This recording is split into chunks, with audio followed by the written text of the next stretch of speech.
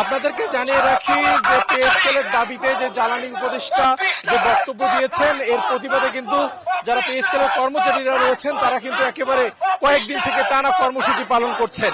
আমি আপনাদেরকে একটু সভা সংবাদের ক্যামেরার চোখে দেখানোর চেষ্টা করছি যে এই যে রংপুরে যে বাংলাদেশ সরকারি কর্মচারী ঐক্য পরিষদ রয়েছেন তারা কিন্তু দীর্ঘদিন ধরে সরকার কর্তৃক গঠিত যে পে কমিশনের যে সুপারিশকৃত বৈষম্যহীন নবম পে স্কেলের গ্যাজেট প্রকাশ সহ যে 7 দফা দাবি সেটা বাস্তবায়নের লক্ষ্যে কিন্তু কেন্দ্রীয় কমিটির যে ঘোষণা সেই ঘোষণা অনুযায়ী টানা 3 দিন থেকে অবস্থান ও বিক্ষোভ কর্মসূচি কিন্তু তারা পালন করছেন। এরই ধারাবাহিকতা আমরা দেখেছি আজকে রংপুর নগরী থেকে ডিসি অফিস থেকে এই পে স্কেল কর্মসূচিতে বিক্ষোভ কর্মসূচি হচ্ছে।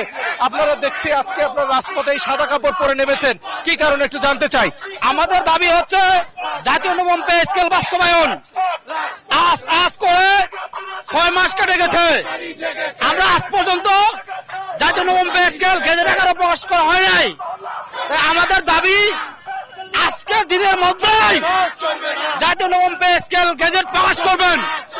যদি না করেন ডক্টর মোহাম্মদ ইউনূস স্যারকে উদ্দেশ্য করে বলতে চাই, আপনি শান্তিতে নোবেল বিজয় অর্জন করেছেন, আমাদের কর্মচারীদের নবম পে স্কেল ঘোষণা করে আরেকটা শান্তিতে নোবেল বিজয় অর্জন করে যান। আপনাকে দর্শক এখানে আরো মানুষ আছেন, তারা বলছেন যে এই দাবি না মানা পর্যন্ত কিন্তু সামনের দিনে আরো কঠোর আন্দোলনে হুঁশিয়ারি দিবেন। আপনারা এই দাবি না দাঁড়ান। আমাদের কর্মসূচি ত্রয়োদশ জাতীয় সংসদ নির্বাচনের তফসিল ঘোষণার আগে থেকে আমরা কর্মসূচি পালন করতেছি।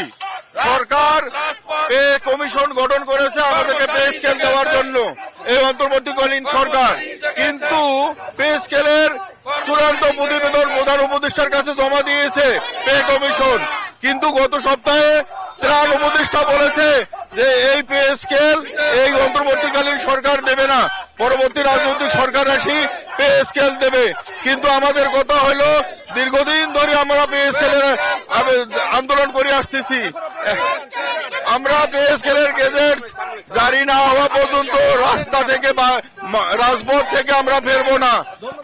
দর্শক এখানে শুনছিলেন যে অনেক মানুষ কিন্তু তারা অনেক যারা কর্মচারী রয়েছেন তারা কিন্তু এই পে স্কেলের দাবিতে রাস্তায় নেমেছেন এবং তারা যেমনটি বলছেন যে তাদের এই দাবি বাস্তবায়ন না হওয়া পর্যন্ত তারা কিন্তু রাজপথে দেখবেন শুধু মহিলা না পুরুষ সবাই কিন্তু এই বাংলাদেশ যে সরকার কর্মচারী দাবি আদায় ঐক্য পরিষদ তারা কিন্তু এই পে স্কেলের দাবিতে রাজপথে নেমেছেন এবং তারা বলছেন যে দাবি আদায় না হওয়া পর্যন্ত এই বিক্ষোভ কর্মসূচি কিন্তু চলতেই থাকবে। তো এই ছিল রংপুর থেকে পে স্কেল দাবি আদায় ঐক্য পরিষদের যে বিক্ষোভ মিছিল, সেখান থেকে আমার কাছে থাকা সর্বশেষ তথ্য।